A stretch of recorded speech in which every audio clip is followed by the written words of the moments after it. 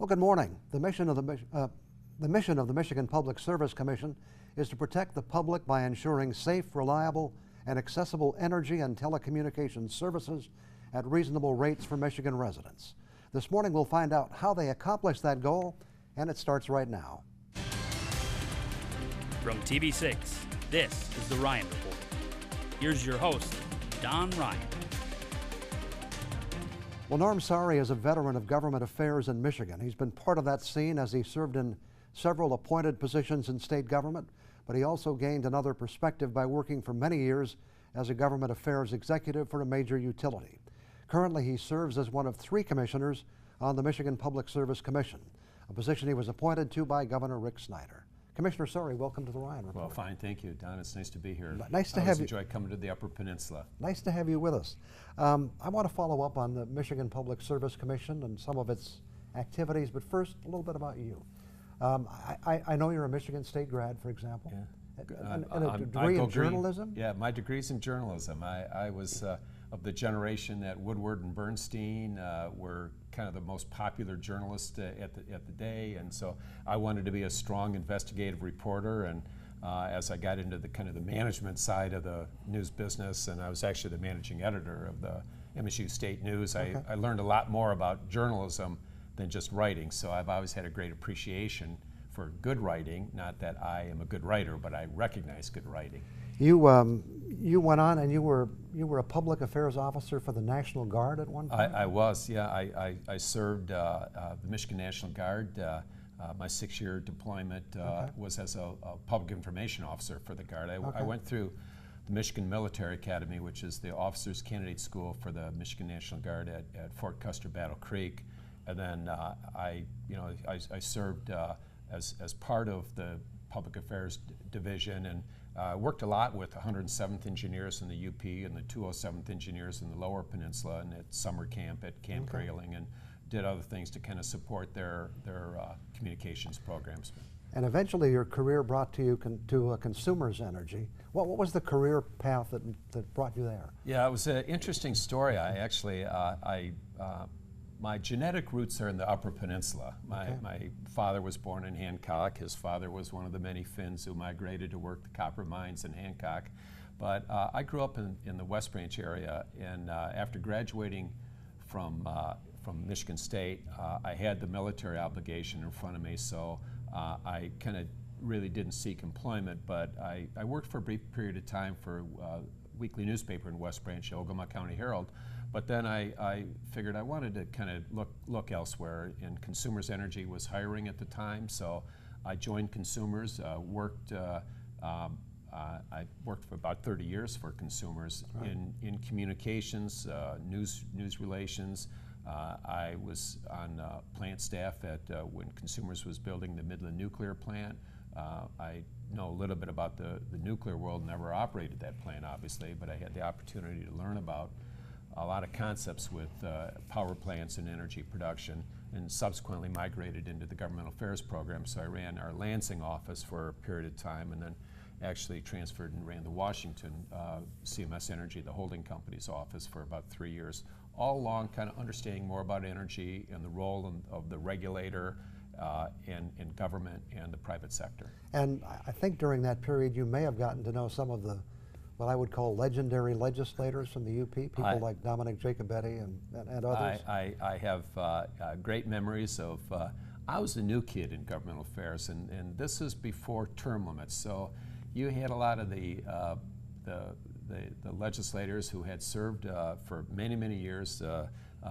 Chairman Jacobetti, affectionately, obviously, in Nagano here, he's the godfather. He was the godfather in Lansing, and what a great American he was. Senator Joe Mack, worked with him. Really one of my real good friends at the time when he was in the state legislature, Donnie Koivisto or Bart Stupak.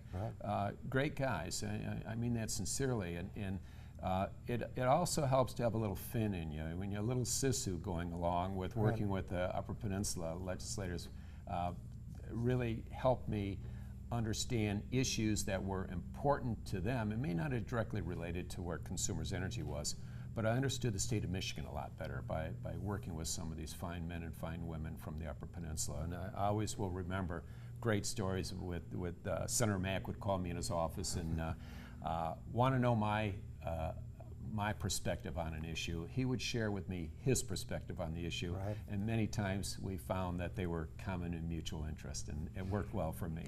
You know, I don't know if you want to comment or not, but term limits have obviously changed everything. Is this a good thing or not? Well, again, this is one man's opinion, right. but I did not favor term limits some 20 years ago when they were put into place. I still don't favor term limits now. I think it's difficult when you have a state with a $50 billion budget, a $10 billion general fund. This is the size of major corporations. And when Chairman Jacobetti was running appropriations, he had the experience of many, many years and many, many budgets to kind of understand the give and take in the budget process. But now, even though you get some wonderful, very good men and women who are elected to the legislature, the House and the Senate, they don't have the background and the knowledge and the expertise to understand the institution and the fact that there's not a lot of new issues out. A lot of the issues that they're addressing now are issues that have been worked on before with varying results and varying kind of consequences. But I like the fact that there was I want to say a personal relationship. It was a personal relationship that was based on trust and based on integrity. And a legislator knew that if you gave that legislator, that representative, accurate, correct, relevant information that he could then use or she could then use to factor into how they're going to vote, that was a mutual win-win. Now you just don't have that relationship. Hard to do that in 3 years or less. Yeah, very much so. We have to take a break here. We'll be back with more on the Ryan Report in just a couple of minutes.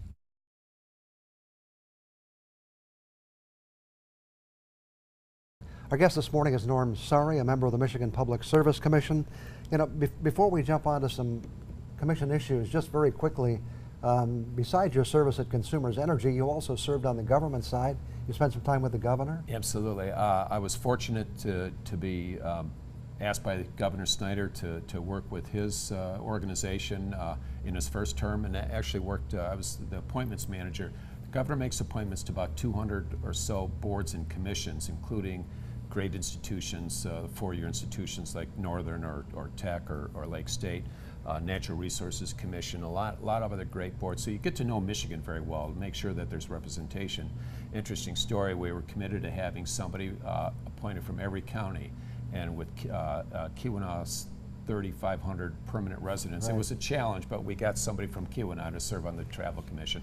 Then I went from the governor's office back into the legislative world, working as Chief of Staff for both Speaker Jace Bolger and former Speaker Kevin Cotter, and then got the call from the governor's office about 2.5 years ago asking me if I would like to take an appointment that I previously was involved with, and that's on the Public Service Commission.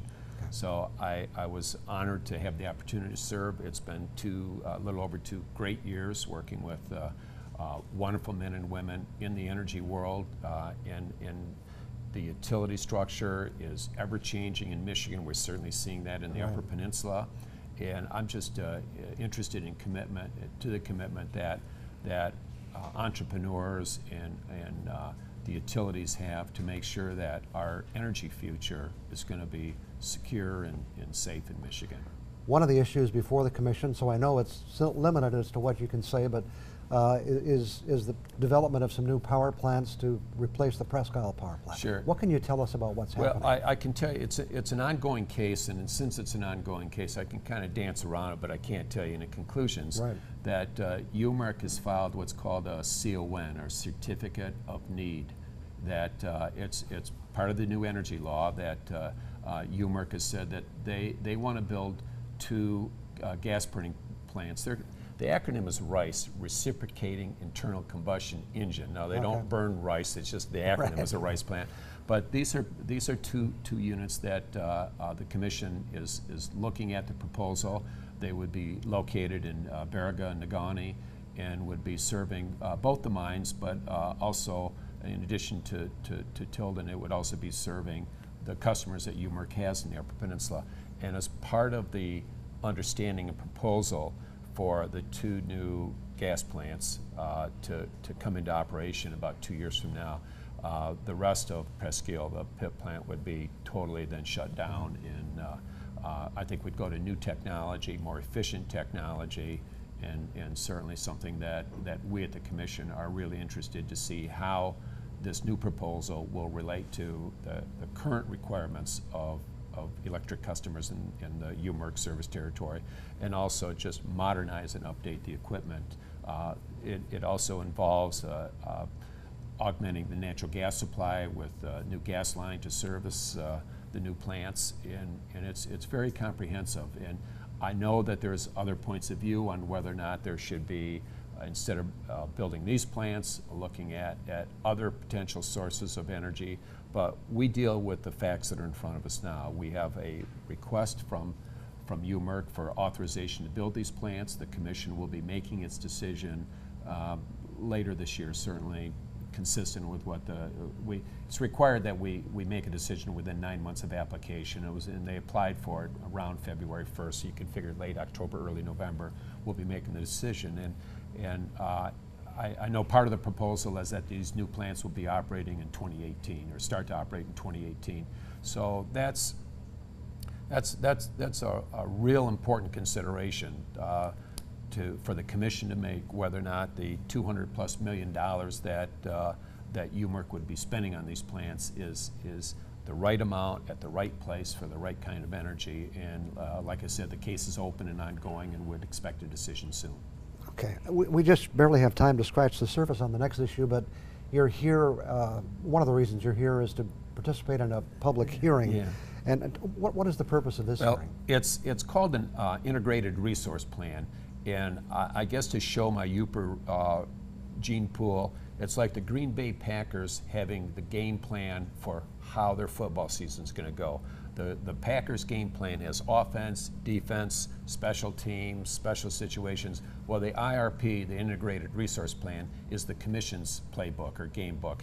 It's going to include how resources are going to be developed, how the transmission system and distribution system is going to operate, how energy waste reduction and waste management programs are going to operate. It's going to include significant discussion about whether or not there are adequate resources to serve the needs, the electric needs of 10 million Michiganders. Some of that energy is going to be coming from Michigan. Some of it's going to be imported on transmission lines from Wisconsin, in Iowa, even for a lot of the renewable. In the southern part of the state, it's energy that's going to be imported from Indiana or Illinois or Ohio. But we have to look at the overall long-term energy security of the state of Michigan. And this integrated resource plan is something that we look at how new technology is going to work, how customers, industrial customers, are going to receive their power, whether or not it's from their host utility or from an alternate energy supplier or an independent power producer. There's a lot of jargon that goes into this, but it's energy, safety, and security. We have to take one more break. We'll be back with some more questions on the Ryan Report in just 2 minutes.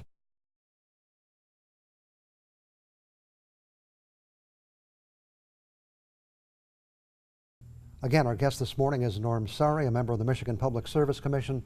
The Commission created a little bit of controversy recently with a ruling having to do with the issue of choice and planning on that going forward. Sure. And maybe we just quickly explain what's happening there. Right, and the Commission is charged with the responsibility of implementing the laws that the legislature passes and the governor signs. And the law is very clear that for the major utilities, 10% of their customers can go to what's called customer choice, so they don't have to buy their electricity from their hometown utility. This is not applicable to the munis and co-ops who we don't regulate. But for the major utilities, 10% of their customer load has to be available to, rather than the hometown utility providing it, it could be provided by what's called an alternate energy supplier or an independent power producer, and which is the law. I mean, and we're not debating, or that's not a controversial issue. There's been attempts to say that 100% of all customers can go to choice. There have been attempts to make 0% or no customer can have any alternate. but the legislature determined that 10% is the right level. Now, the other issue that is certainly been the topic of a lot of discussion is where should power come from? That there are customers and entrepreneurs who say, hey, we shouldn't be wed to Michigan only, what they call locational power, okay? It's the commission is responsible for making the determination of are there adequate resources in Michigan to serve all of the customers with Michigan power plants and conservation programs and energy waste reductions in Michigan, or is there enough regional power available? Minnesota, Wisconsin, the Dakotas, the southern part of the state, whether or not it's going to be coming in from the borders in the south. And we are currently having those proceedings now.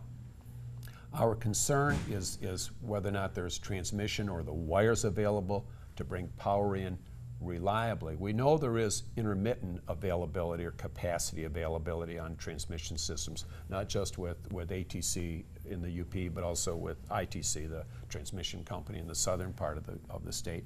But there's a lot of points of view that are important for us to hear and listen to, but first and foremost, we are a legal entity that's responsible for implementing the laws that were passed and signed.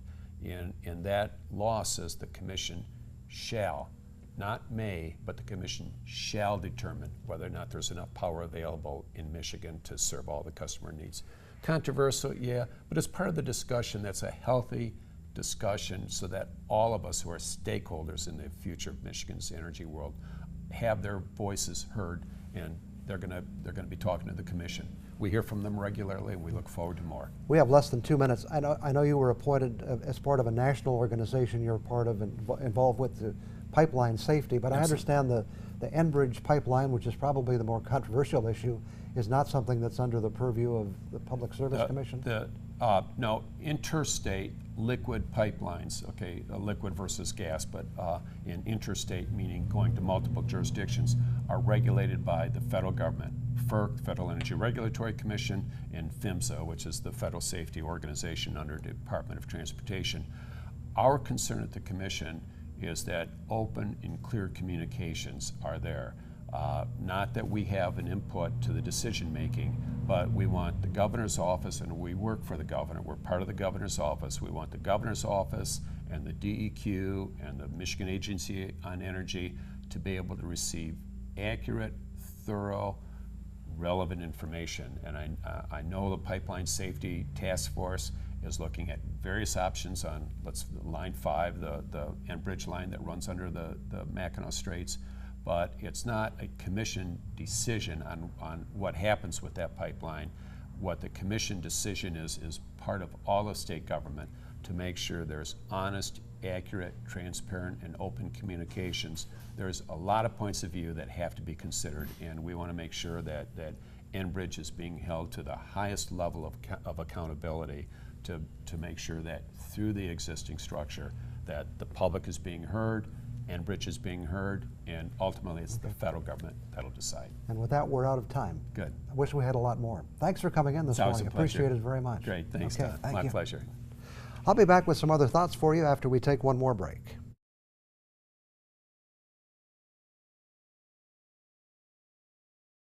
Well, if you're a regular viewer of this show, you know that I'm a Detroit Tigers fan. Well, I'm here this morning to tell you they are really testing my loyalty. I say that, but the truth is my allegiance to the team with the Old English D will likely never change. My memories of the Tigers go back to when I was a kid, so I've been a loyal supporter for a very long time. My patience is being tested today, not just because they're losing, but because they're systematically dismantling the team. For those who don't follow the story, basically what they've done is traded away most of their good players. I understand all the reasons they give. The team's payroll is too high. We can trade some fading superstars for the stars of the future. It all sounds good, but it doesn't always work out that way. In fact, the Tigers' success in trading and acquiring new players in the last couple of years has been less than outstanding. The tipping point came for me when they traded pitcher Justin Verlander, who has been the face of the Tigers for many years. He was an all-star performer and will certainly be enshrined in the Hall of Fame when he retires. He started his career with Detroit And as far as I'm concerned, that's where he should have finished. Besides that, even though he wasn't having his best year, he was still one of the best starting pitchers on the team. But it's about more than Justin Verlander. The Tigers have traded away at least a half dozen of the players that were fan favorites, the one that helped fill the stadium seats or the television audience. You know, Jerry Seinfeld is one of my favorite comedians, and one of his comic bits really describes what's happening in many sports.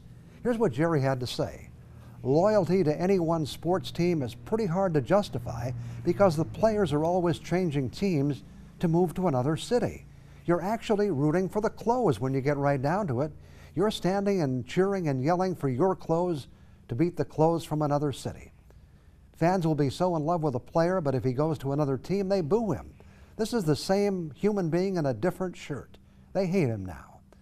Well, Seinfeld offered his comments as part of a comedy routine, but like so much of comedy, it hits at the heart of reality. We're cheering for the uniforms. The days when the teams kept most of the same players forever are pretty much behind us. So I'll be cheering for the Tigers next year, but it won't be for Justin Upton, Alex Avila, Justin Wilson, J.D. Martinez, Justin Verlander, and some of the other Tigers who are probably on the trading block. It'll be some other players wearing the Detroit Tigers clothes. Probably a lot of guys I don't even know about right now. And I hope it's not the same in television news. I hope you're not just tuning in to watch my suit. I'll be back in a minute. Time for us to wrap it up for another week. Before we go, I want to remind you that this show can also be seen on the internet at uppermichigansource.com. Past episodes are available starting right now, and today's episode will be available about noon tomorrow. Thanks for joining us this morning. Really appreciate having MPSC Commissioner Norm Surrey as our guest, learning about the inner workings of the Michigan Public Service Commission. Thank you for joining us today. Look forward to seeing you again next Sunday morning.